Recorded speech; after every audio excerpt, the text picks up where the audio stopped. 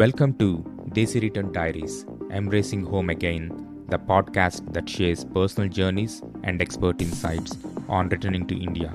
I'm your host, Avinash Pedi, here to guide and inspire you on your Desi return journey.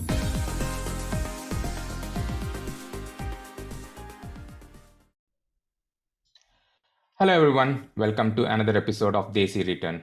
Today I'm really excited to have Aashi on the show. Aashi spent quite a few years abroad working in different countries and currently in India. And I'm really excited to talk to her. And with that, welcome Aashi to the show. Thank you.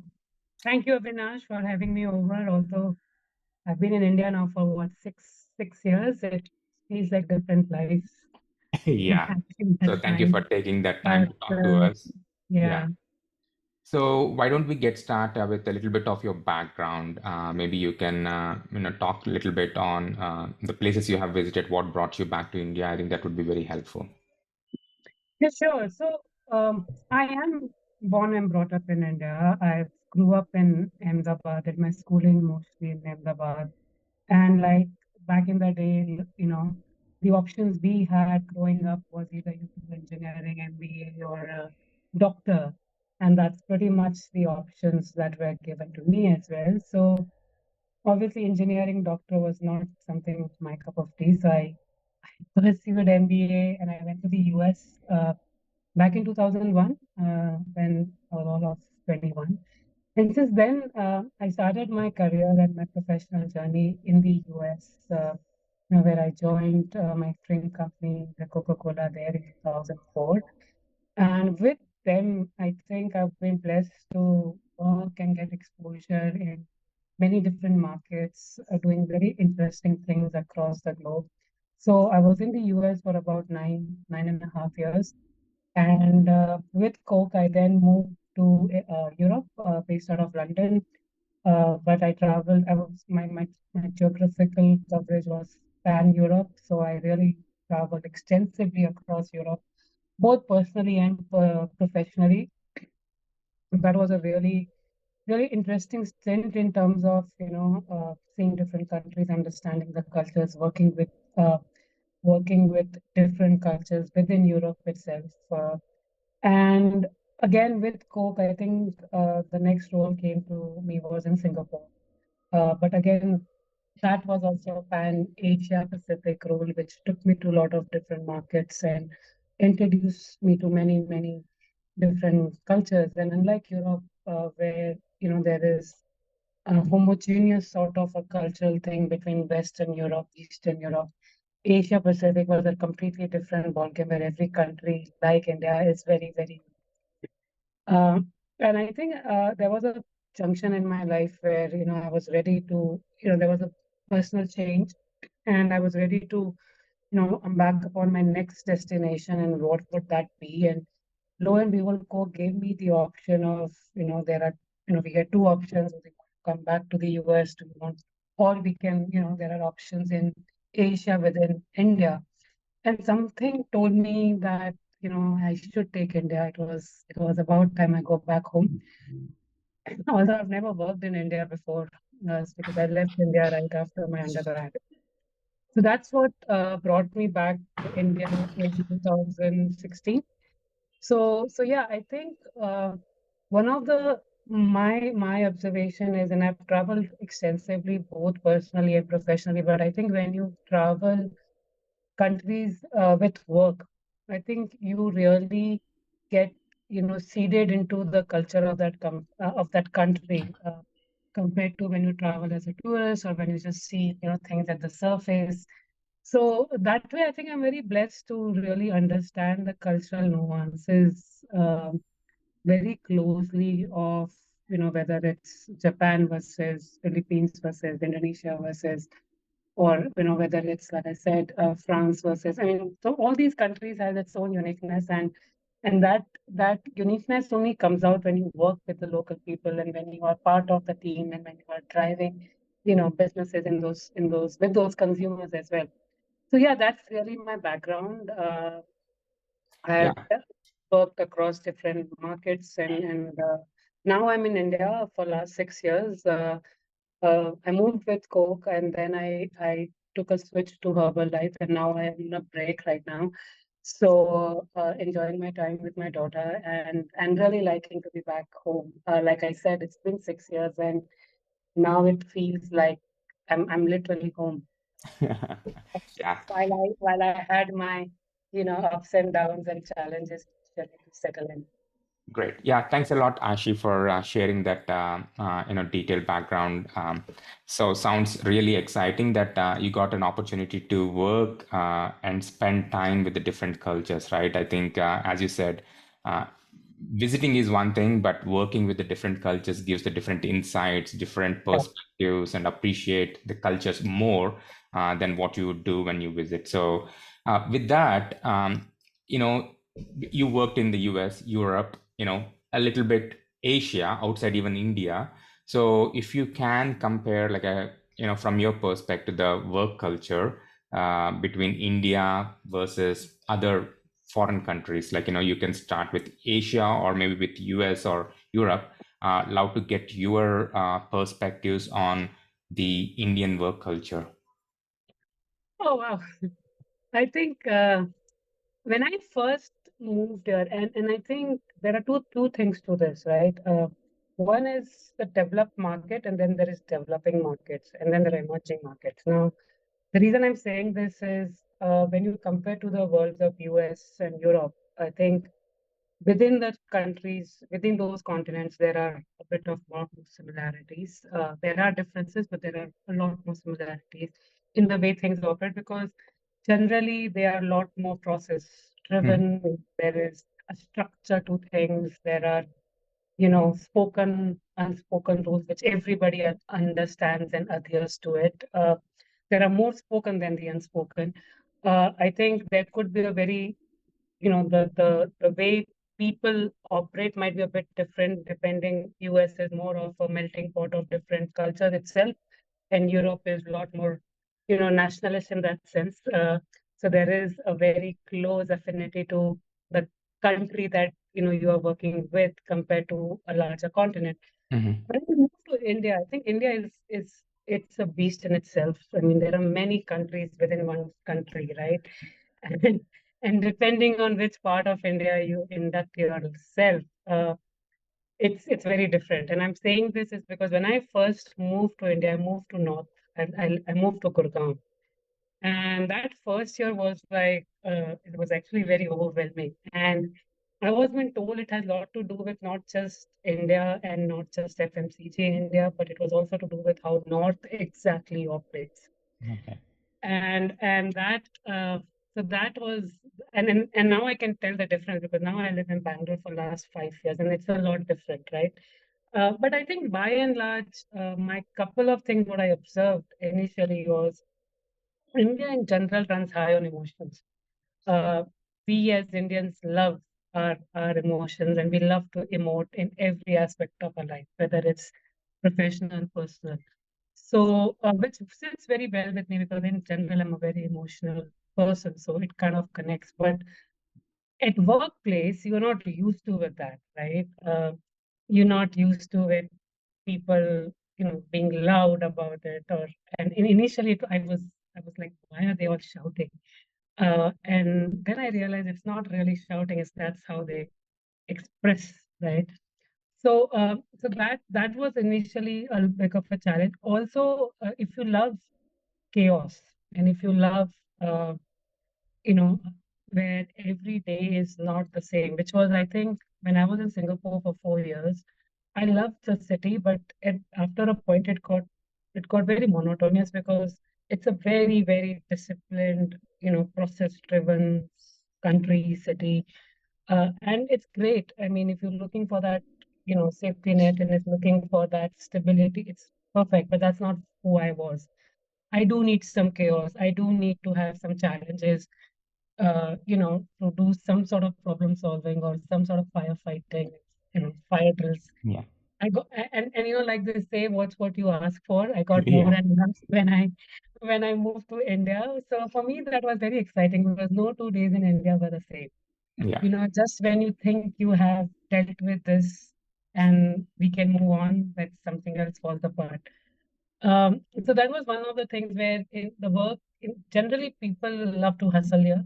Hmm. They are, and I'm saying it in a very positive way that they are hustlers where they need to get things done.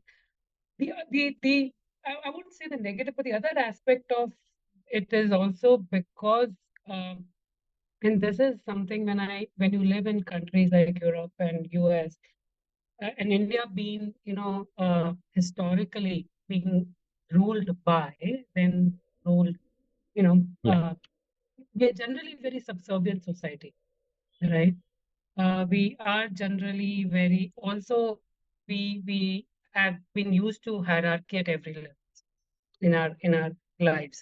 And the third bit is it's all because of the sheer size of the country and the population, and the ratio of the population to the available resources is so skewed. It's always, we've been told it's survival of the fittest. And as even when back in the day when we were growing, the way the exams were conducted, the way the ranking systems were conducted, the way the admissions were conducted, it's really the survival of the fittest, which kind of brings, in the workplace, because it's so much ingrained in the way we are. It kind of brings that in the workplace as well, which is what I observed, where, initially people would open up easily. There was, the transparency was a bit of a myth. And so I felt that I had to really break into a nexus of, things the way they were done to really gain that trust and to really build that trust. But once you really get to understand that, I think people do open up and they are very warm and they are very friendly and all of that.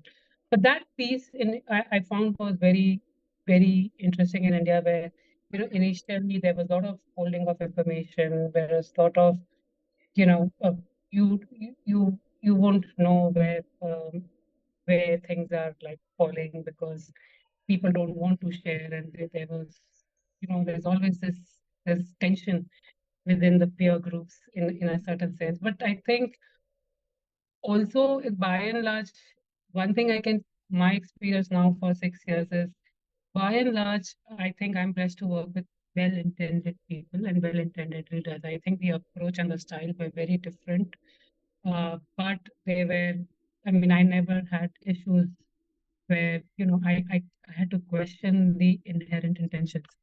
Yeah. So it's true of any culture, honestly.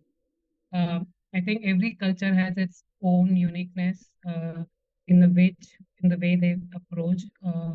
So, for example, in Japan, they are hierarchical as well to another level, right? And we Indians feel that we have to speak loudly and we have to be very opinionated in every meeting. So the same thing in Japan, it's the other way around, where you are expected to speak only when you're spoken to, and you have to adhere a certain, rules. And for them, it's a way of working. So when you go there as an outsider, you find it very different, and think, oh, why am I not able to? Why can I not speak my mind? Because that's what I've been taught in Europe. People speak their mind. So similarly, when I came to India, it was like, why are everybody shouting? Why are everybody speaking? And then eventually, it's funny now that I say that I'm one of those now in most of the meetings after doing the sales stint. I'm shouting and I'm like, become one of them, and unfortunately or fortunately. But so these are the things. But one thing I would want to call out, which was very, very personal to me and very unique to me.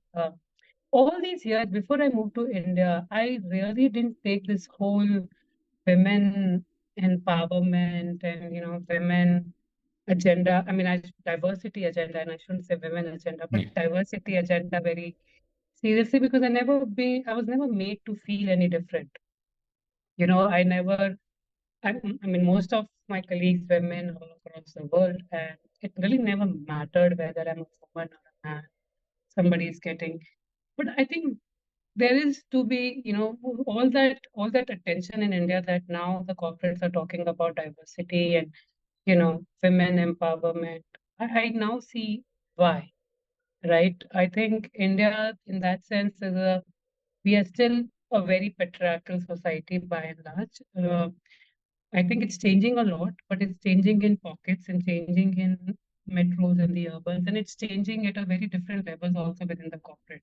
So while, when I moved to India, I was, luckily in a corporate side of things where I still didn't have to fight for things, but I could see my peers and my colleagues and my other women colleagues in working in plants and working in different parts of the businesses where they did needed a voice and they did needed to be heard. And there was a bit of, that going on, which obviously I think we as an organization had come a long way and country is coming a long way. So Mhm. I could tell. And when I came in, I had like 17 DRs and they were all men. And I could like I said in the past, it never bothered anybody that I'm a woman and I'm their manager, or it never mattered to me what gender am I, my team is. But suddenly you could see that there is a lot of formal in the way they were talking to me. The way they would talk to each other would be very different, but when they talk to me, there is suddenly all very ma'am happened. And so I had to really make that effort to break that and make it more informal and casual, because otherwise it's no fun working. But it was still there. So those are the things, from a cultural standpoint, which was very unique to India. The only other thing was, most countries where I lived, I always got the advantage being non-local to that country. So people were, of course, you don't know how it works, so they were a lot more patient.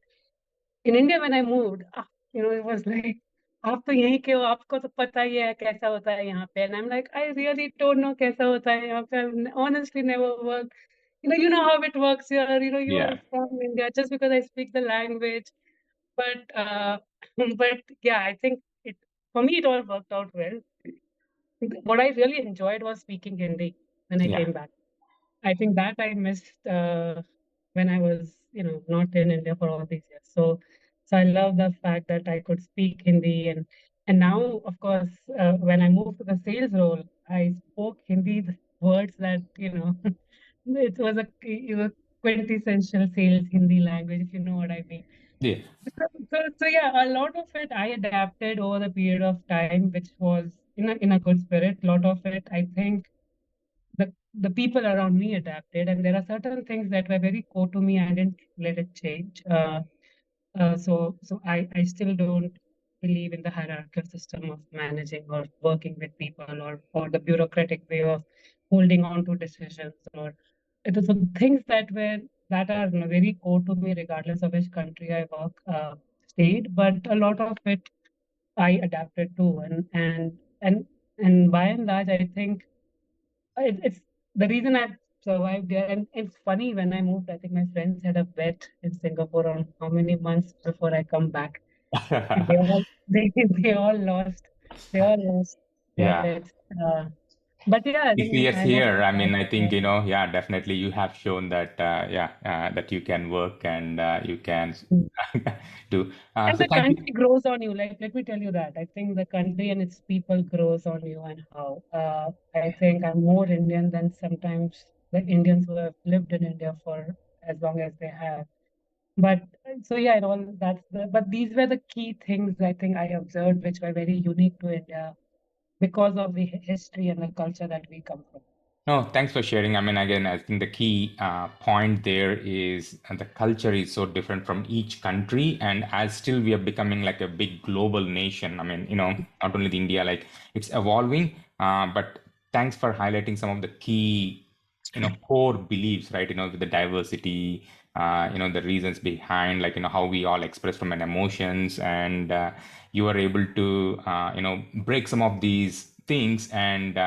Able to create that fun environment and within the work. So maybe we can switch gears a bit. We kind of touched on the work life here in India. You've been living here for 6 years, so would love to hear how has it been, because you have spent almost like 20 years or like maybe more than 15 years in different countries. Just from a lifestyle, from a social life, from things, getting things done, and so on.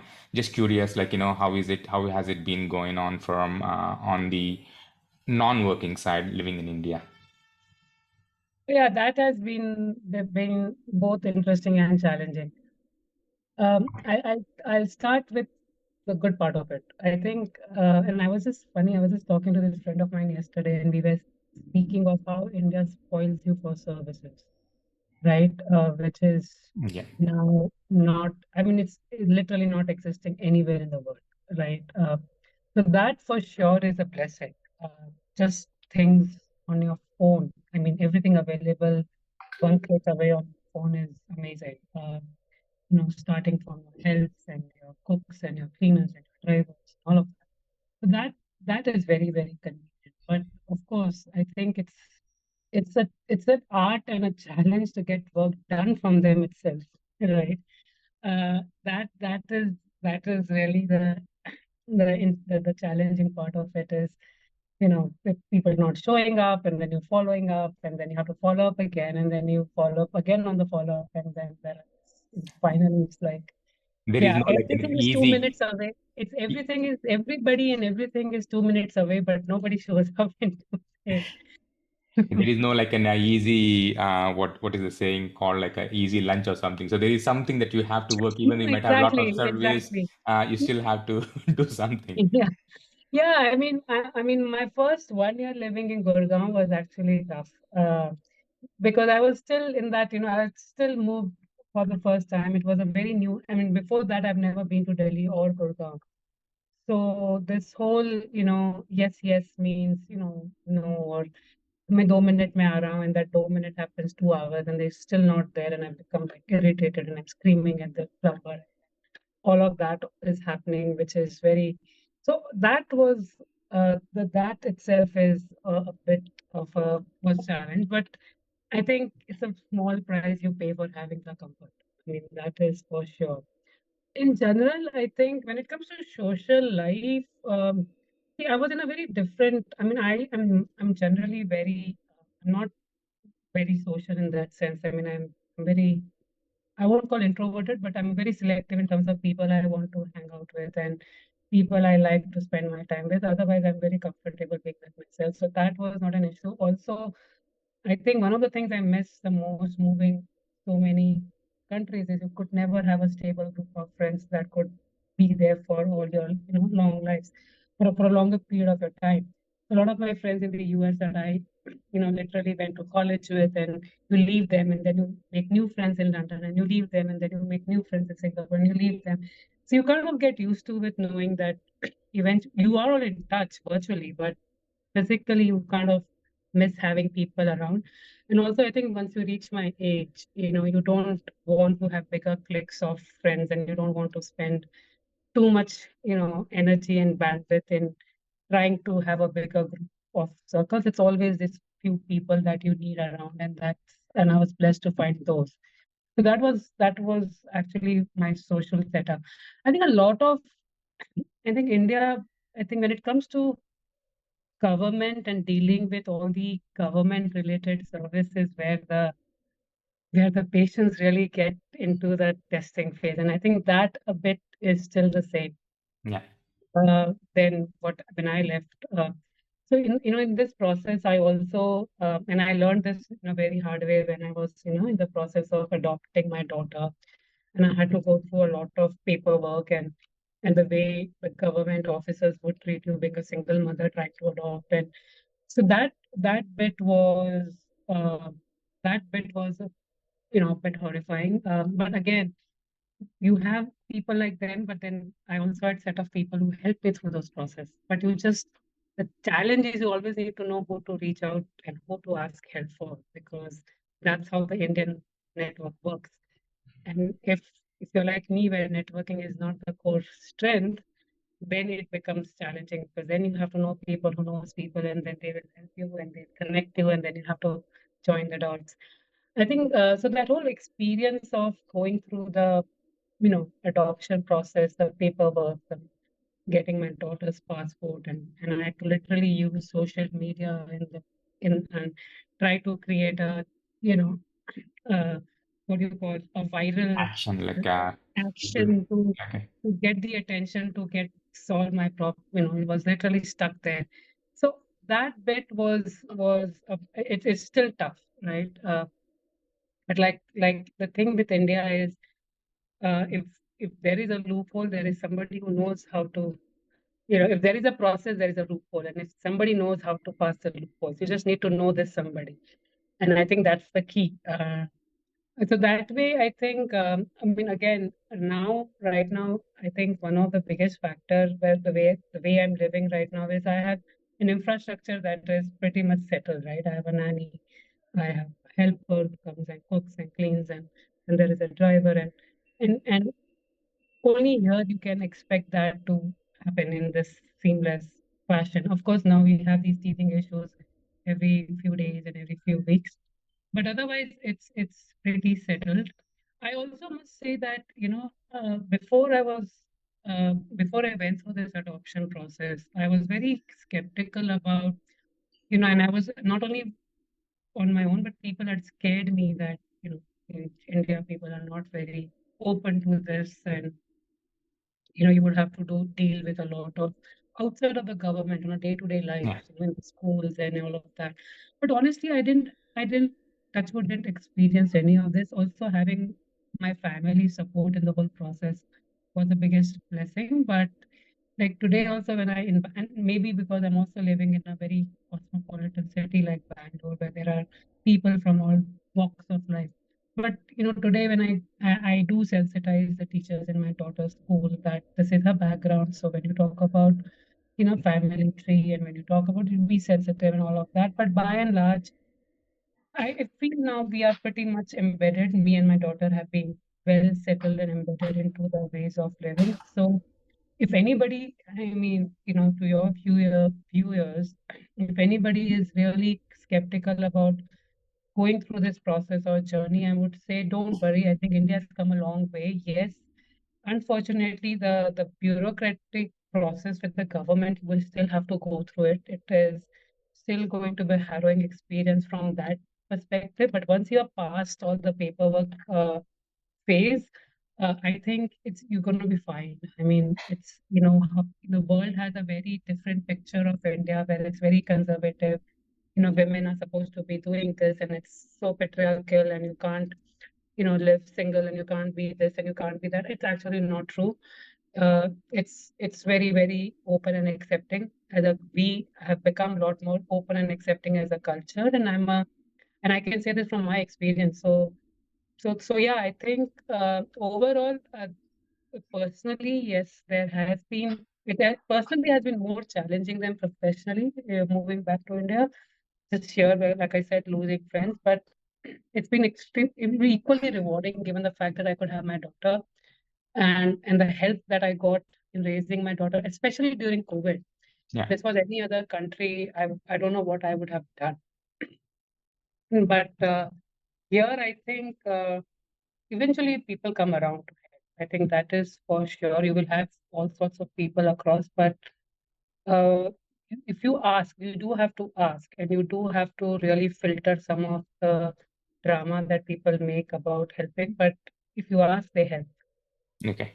No, thank you very much for sharing your, some of your personal experiences and your specific circumstances. So thanks a lot. I mean, I think the key points that you have touched about were you need to know the people, like the networking plays a big role in getting things done. And I think the bureaucratic is still an issue, like in getting the, but I think, using the social media to get the attention, to get the action done. And I think the few points that you mentioned, especially, how you are still able to succeed in adopting your daughter, and your circumstance in terms of as a single mom, dealing with the society, right? In terms of like, being everybody open in the school and all that stuff. So thanks for sharing all those personal, experiences. Really appreciate it. Um, is there something I think that you miss now? I think you've been living here for 6 years. There are things that you enjoy here. Maybe things that, yeah, I would love to maybe, live in another country, or maybe, something that you miss. Or maybe we can tune it in a way that is there something that you would advise people who are thinking about, like, moving back to India? Anything that we haven't covered that you might wanted to tell them? So there are two things to this, right? So the first part, do I miss anything? I miss my friends. I think the friends I made living back in those countries, I think they were very special to me. They are very special to me, and I try, thanks to social media and all of the other avenues, I try to keep in touch as much as possible. But I do miss that. I do miss driving. In I, the long road trips and the weekend trips that you could take in the US and Europe's. I think I really miss that because I really don't enjoy driving and getting stuck in the traffic. But I think the advice for those who are, thinking about making that switch, I would say, I think come with a very open mind, right? Come with the understanding that yes, things might be different and difficult at times, but you know, there are enough and more reasons to like, living in India. And it comes across, there are pros and cons in living in every country. It is true of whether you're in the US, Europe, in any part of the world. And same as India. So my only thing is don't listen to the too much of anecdotes that India people talk about India, basis what the media tells you, and whether it's not safe for girls, and uh, it's not, people are not trustworthy, or there are, people you can't trust them and they cheat, and all of that. And I'm not saying it's not there, but it's true of any country. There are pockets in every city that you live across the world that you shouldn't be avoiding. Like you should be avoiding. You shouldn't be really going into it. So similarly, India also is the same way. But by and large, it's a country where, if you give it a chance and if you're open to it, it treats you really well.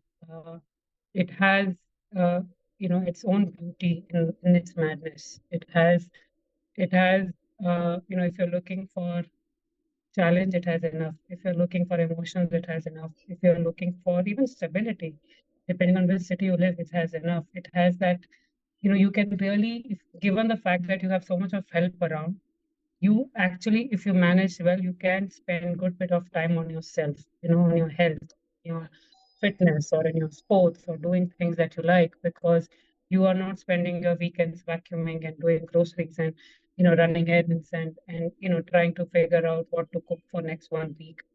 So there is something to be told about that.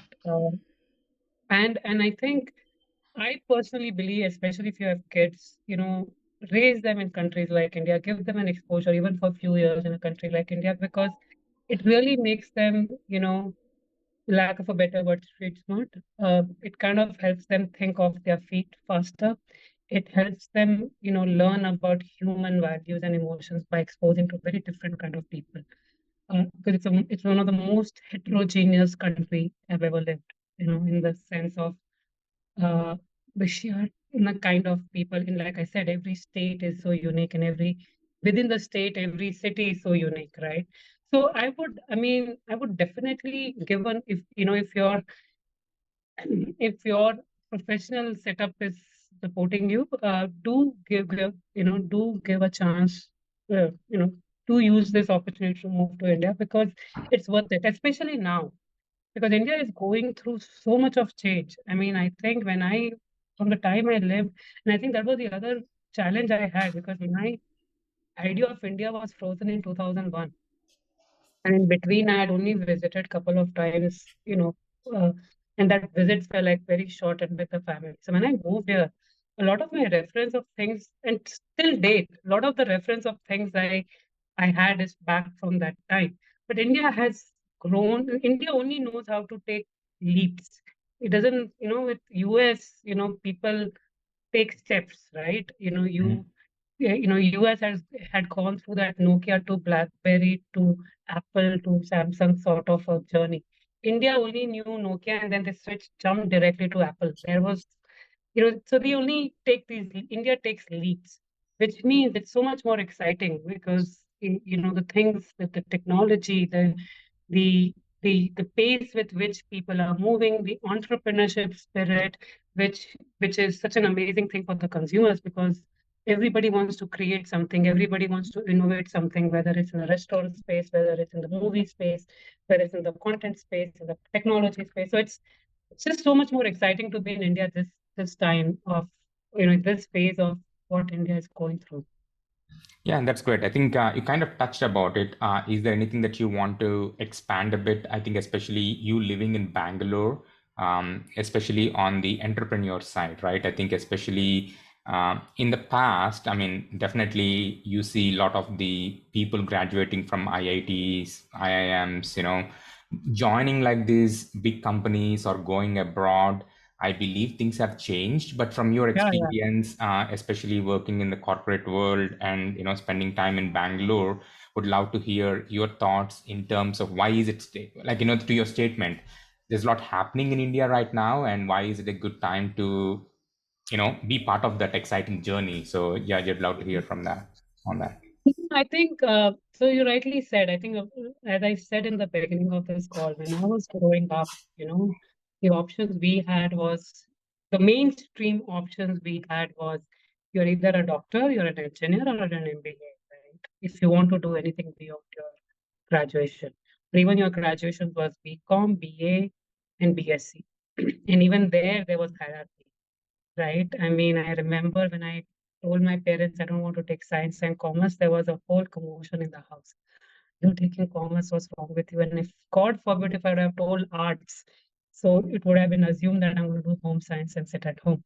So, I mean, there were a lot of these, conceived notions, which has completely shifted. I mean, I'm telling you, I see these high school kids, and if you talk to them today, the clarity of their mind on what they want to do and I have now spoken to a lot of them, and none of them have talked about IIT, right? Neither do they talk about going to abroad or doing something very fancy. They all talk about this kid I recently met, and he's talking about wanting to become a gamer, a full-time gamer that is going to make him money. And I'm going to start making this, and I'm going to start selling on Amazon. I mean, these things you don't even think of while you're growing up. I mean, if I would have told my mom that I want to sit, I mean, I told her I wanted to write, and that was not even an option. So which tells me that the future is very very hopeful for India right now because the sheer option in the education system itself. While I think at a grassroots level it is still an issue, but for the corporates of the world or for the privileged of the world, the options of the streams of education has expanded dramatically in India.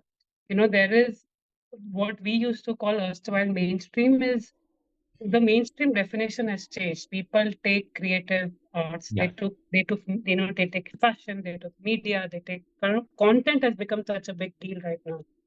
Which means this whole fixation about IIT, IIMs is kind of diluting in that sense.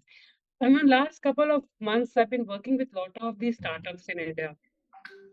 Having been on a break, I was just really advising them some of these things. And it's amazing the way this whole, entrepreneurship journey is also coming about. And a lot of them have made a conscious choice of quitting, not wanting to do corporate and really going on this journey because while, while there are these teething issues at a grassroots or a base level, India has also the economy is really facilitating these entrepreneurs to run startups a lot more smoothly, which was not the case in the past. The running businesses in India was very difficult. The regulatory environment was very difficult. I think now a lot of that has changed. Also, the entire end-to-end tech stack support that has come in for an entrepreneur to like I speak to so many entrepreneurs who like every other day you're seeing at least 5 to 10 D2C companies coming up. Why? Because all they have to do is make sure that they're creating a good product.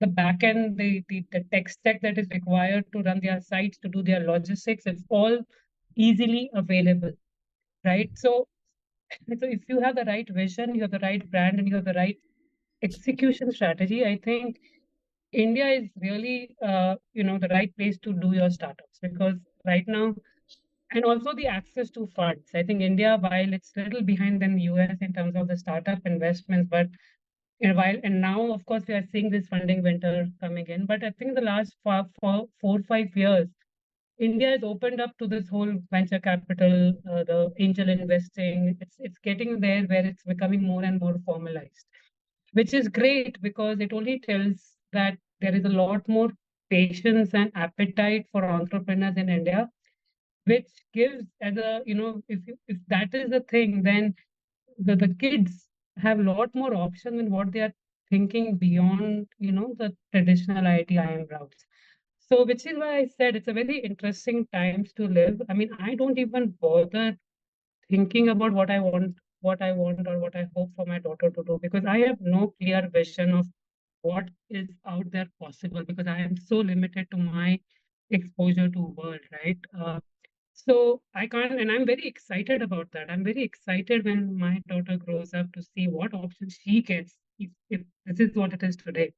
So yeah, I think which is why I'm saying India is in a very interesting space, because unlike the other difference is, unlike US and Europe, where there is a concentration of aging population, right? India is on the other end of the spectrum, where there is a high growth in the young population, which means it has to build infrastructure to support that population, which is Population. what it's doing right now. Yeah. Yeah, definitely, completely agree. And there's a lot of good things happening. And thanks for sharing your perspectives and your experience talking to people and sharing that. Is there any topic that we haven't covered that you would like to bring up, or anything that you want to convey to the audience? No, I think we have touched base upon most of the things, and also I've told, I mean, I would advise people who are considering India that take the punt, it's worth it. If not forever, at least for a couple of years, I think it's worth the experience. It's a very, very interesting market. And even if you think from an external CV perspective, doing any exposure in a market like India will will have a lot more leverage on your CV, as much as working in a developed market. Yeah, that's right.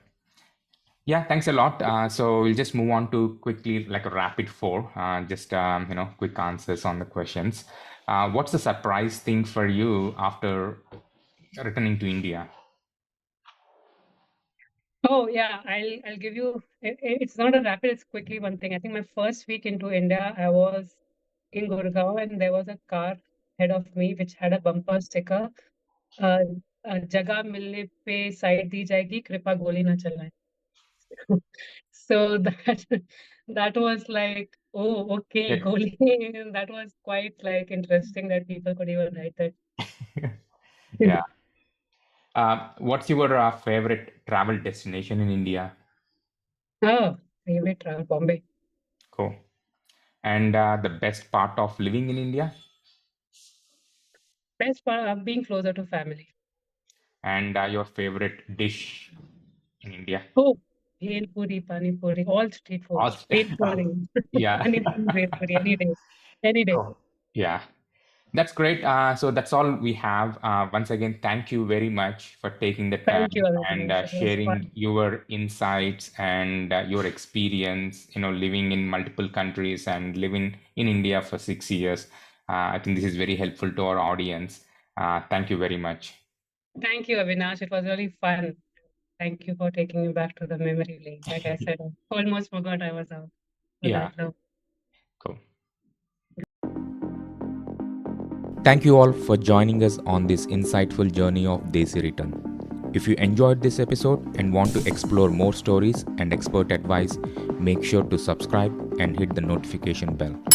Don't forget to leave a comment below with your thoughts and experiences. By the way, check out the links in the description below for our Facebook group and social media for updates and engaging discussions, as well as connecting with fellow Desi returners. Thank you once again, and until next time, may your Desi return journey be filled with joy, growth, and endless possibilities.